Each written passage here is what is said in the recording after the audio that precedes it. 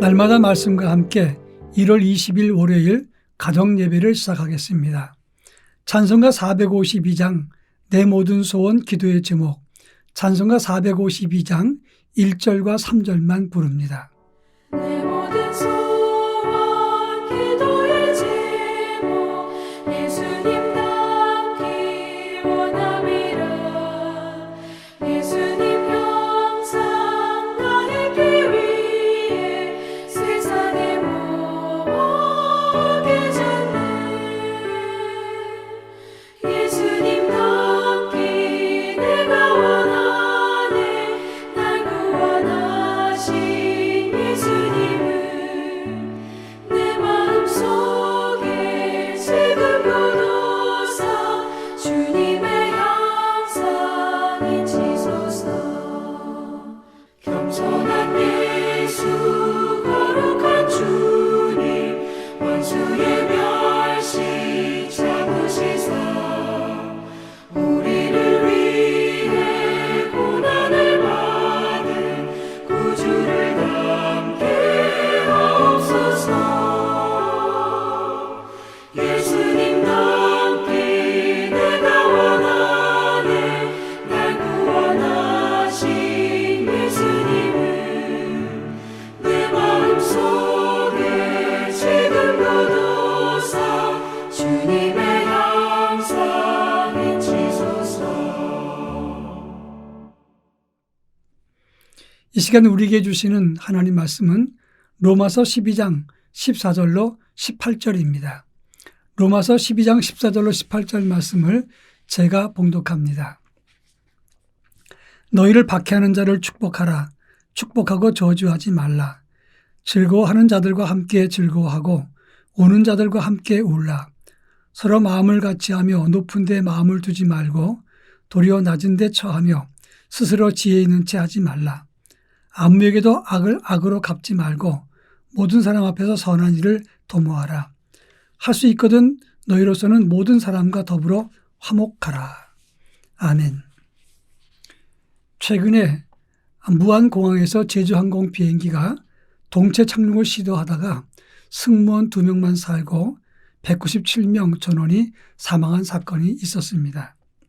그래서 국가적인 애도 기간을 가졌는데 어떤 분이 설교 시간에 사망한 사람들을 두고 주의를 지키지도 않다가 이런 사고를 만났다, 이런 이야기를 했습니다. 저는 그 이야기를 전해 듣고 엄청난 충격을 받았습니다. 복음의 본질이라고 하는 것은 경천과 애인입니다. 하나님을 경외하면 사람도 사랑해야 되는 것이 복음의 본질입니다.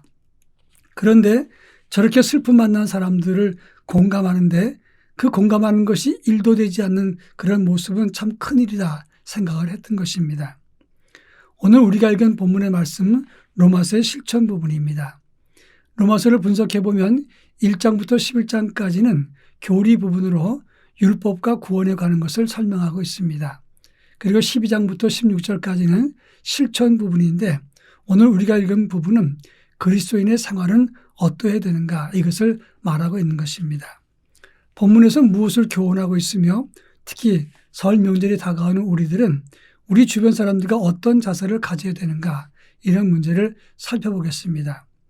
먼저 14절부터 15절에서는 너희를 박해하는 자를 축복하고 저주하지 말라. 그리고 즐거워하는 자와 함께 즐거워하고 우는 자들과 함께 울라, 이렇게 말씀했습니다. 이것은 적어도 우리 그리스도인은 예수를 따르는 사람들은 세상의 기준과는 달라야 된다는 것을 말하는 것입니다. 구약 성경에서는 눈에는 눈으로 이에는 이로 갚으라, 이렇게 교훈했습니다. 이 말은 한 대 때리면 너도 한 대 때리고 한 대 맞으면 너도 또 갚아주라, 이런 세상의 원리를 말하는 것입니다. 그러나 예수님은 이러한 구약의 교훈을 정면으로 반박했습니다. 예수님은 때리면 참고 용서하고 오리를 가자 그러면 십리를 더가고 왼뺨을 때리면 오른뺨까지 돌려대라, 이렇게 말씀하시면서 가해하는 사람을 이해하고 차원 높은 용서를 가지라, 이렇게 교훈했습니다. 한마디로 말하면 이 세상 사람들과 믿는 사람들은 윤리와 영성에서 큰 차이가 나야 된다는 것을 말하는 것입니다. 우리를 힘들게 하면 우리는 저주부터 하려고 하지만 주님은 저주하지 말라. 오히려 그들을 축복하고 우는 사람과 함께 울고 그리고 그 사람들과 공감하라 이렇게 말하고 있습니다. 이것 때문에 사실은 이 세상 사람들이 하나님의 백성들을 존경하는 것입니다. 이 세상 사람들은 한 대 맞으면 더 갚아줘야 속이 시원하다고 생각을 합니다. 작년 10월 달에 가자 지구에서 하마스가 이스라엘 민간인 음악 축제 때 1200명의 사람을 죽이고 251명의 사람들을 납치해 갔습니다. 엄청난 사건입니다. 이때 이스라엘은 분명히 이것은 보복해야 될 것이다 생각을 하고 15개월 넘게 폭격을 하고 전쟁을 했습니다. 그 결과 하마스와 주민 46,500명 이상이 사망을 했다고 합니다. 물론 비공식적이지만 일부에서는 약 41%를 더 올려야 된다 그렇게 이야기를 했습니다. 그렇게 되면 7만 명 정도가 죽었다는 것입니다. 피해 보복은 어떻게 끝났느냐? 아직 끝나지 않았습니다.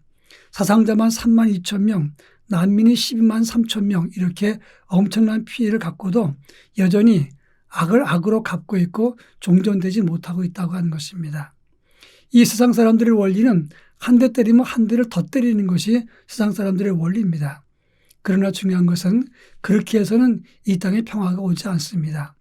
그래서 예수님은 17절에서 악을 악으로 갚지 말고 모든 사람과 더불어 화목하라 이렇게 이야기했던 것입니다.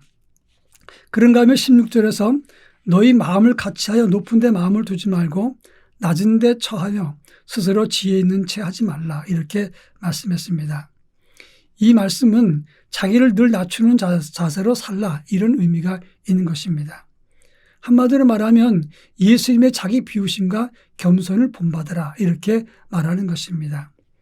예수님은 하나님과 동등하신 분이지만 하나님과 동등됨을 취할 것으로 여기지 않고 인간의 몸을 입고 종의 모습으로 우리를 섬기셨습니다.